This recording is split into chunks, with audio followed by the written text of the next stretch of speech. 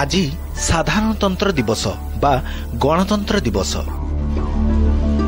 आम राष्ट्र उद्देश्य रे राष्ट्रीय पर्व समस्ते जानू जनवरी 26 रे पालन करा जाय एई महान दिवस।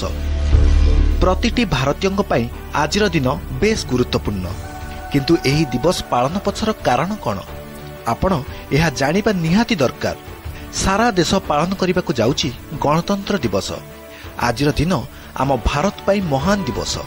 1950 मसीहा जनवरी 26 रे आम देशर संविधान प्रणयन होइथिला। ब्रिटिश संवैधानिक व्यवस्थार अपसारण होई भारत एक सार्वभौमत्व गणतंत्र राष्ट्र रूपे लिखित संवैधानिक व्यवस्था कार्यकारी करिथिला। एही दिन को सम्मान जणाई आमे प्रतिवर्ष जनवरी 26 तारिख को साधारणतंत्र दिवस पालन करूछु। देशर समस्त स्कूल, कॉलेज, शिक्षानुष्ठान, सरकारी और बेसरकारी कार्यालय रे जातीय पताका उत्तोलन करा जाय। दीर्घ दिन भारत ब्रिटिश शासनाधीन रहिबा परे सारा देश रे जन आंदोलन आरंभ होइतिला। अनेक स्वाधीनता संग्रामी प्राणबली देले, अनेक फांसीखुंटरे झुलिले। शेषरे 1947 अगस्ट 15 तारिख रे ब्रिटिश शासनरु भारत मुक्त हेला।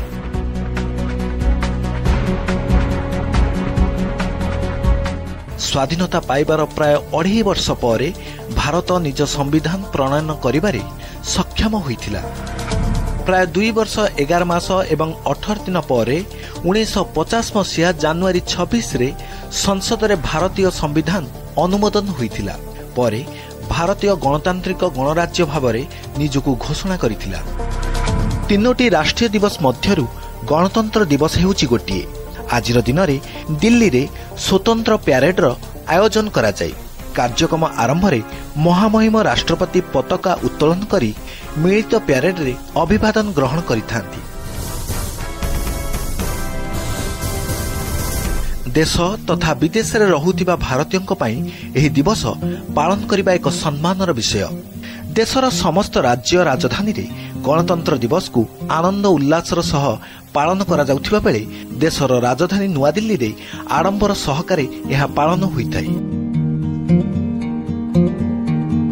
नुआ दिल्ली रे गणतंत्र दिवस समारोह पई 1 मास पूर्वरु प्रस्तुति आरंभ होइथाय। समारोह रे विभिन्न राज्यर संस्कृति परंपरार झलक देखिबाकू मिले। विभिन्न राज्य एवं राष्ट्रायत्त उद्योगर प्रज्ञापन मेढ़ प्यारेड रे सामिल होइथाय। आउ देशर प्रतिरक्षा और भारतीय सांस्कृतिक विविधतार प्रतिछवि राजपथ रे देखिबाकू मिलिथाय।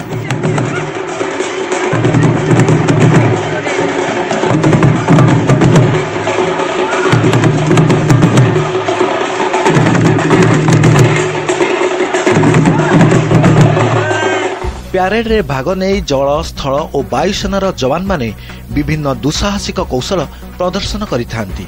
गणतंत्र दिवसर 3 दिन पर जनवरी 29 रे जातीय पताका अवतरण उत्सव अनुष्ठित होइथाय।